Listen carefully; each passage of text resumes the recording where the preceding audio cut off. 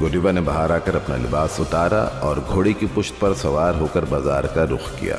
गोडिवा के पास अपनी बरहनगी छुपाने का अपने लंबे बालों के अलावा कोई सामान नहीं था। उसने बालों से अपने बदन को ढांपने की हद्दुल इम्कान कोशिश की और इसी हालत में बाजार का चक्कर लगाया। दुनिया पीपिंग टॉम से तो बखूबी वाकिफ है, लेकिन इसके पीछे जो कहानी छुपी है इससे बहुत से लोग आगाह नहीं होंगे। हम आपको बताते हैं कि ये आज से 900 साल पहले इंग्लैंड में पेश आने वाला वाक़या है, जो एक अजीम काउंटीज लेडी गोडिवा से जुड़ा हुआ है। ये किस्सा 11वीं सदी का है, कोई 2-4 बरस की बात नहीं, जब इंग्लैंड पर एडवर्ड द कन्फेसर की हुक्मरानी थी। किंग एडवर्ड की एक महलाती साजिश के नतीजे में लेडी गोडिवा और लॉर्ड ऑफ कोवेंट्री ल्यूफर्क एक दूसरे से मिले और जिंदगी भर के साथी बन गए। लेडी गोडिवा एक नेक दिल, खुदा तरस और मजहबी लगाव रखने वाली औरत थी। वो बाकायदगी से चर्च जाती और उसकी देखभाल का खास ख्याल रखती थी। गोडिवा के बरखिलाफ ल्यूफर्क एक ज़हीन, ताकतवर और नवाबाना ज़हनियत रखने वाला शख्स था। वह अपने इलाके के लोगों पर आए दिन नित नए टैक्स आयद करता रहता था,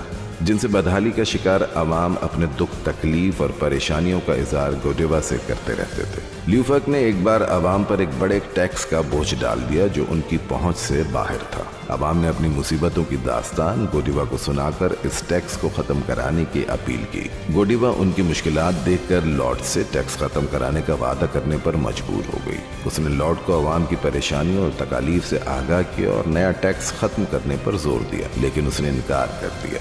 दोनों के दरमियान काफी दिन कशमकश चलती रही। एक दिन तंग आकर ल्यूफर्क ने गोडिवा के सामने ऐसी शर्त रखी जिसके मुताल्लिक उसे यकीन था कि उसकी बीवी उसे किसी सूरत पूरा नहीं कर सकेगी। ल्यूफर्क की शर्त थी कि अगर गोडिवा एक दिन बरहना हालत में घोड़े पर सवार होकर कोवेंट्री के बाजार का चक्कर लगाए तो वह आवाम से टैक्स के इस बोझ को खत्म कर देगा। गोडिवा ने अपनी फितरी शर्म और हया को पसपुश डालते हुए फलाह इंसानियत के लिए ये शर्त मान ली।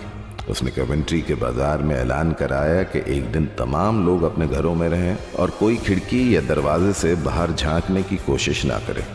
गोडिवा मुकर्ररा वक्त पर अपने महल से निकली, जहां 2 घोड़सवार नाइट्स एक घोड़े के साथ मौजूद थे।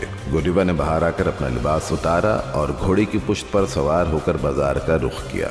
गोडिवा के पास अपनी बरहनगी छुपाने का अपने लंबे बालों के अलावा कोई सामान नहीं था। इस सफर के दौरान कोवेंट्री के अवाम वादे के मुताबिक अपने घरों में दरवाजे और खिड़कियां बंद किए बैठे थे। एक शख्स थॉमस तजस्सुस के हाथों मजबूर हुआ और अपनी खिड़की में झुर्री बनाकर झांकने की कोशिश के दौरान उसी वक्त अंधा हो गया। इसी शख्स को पीपिंग टॉम के नाम से याद किया जाता है।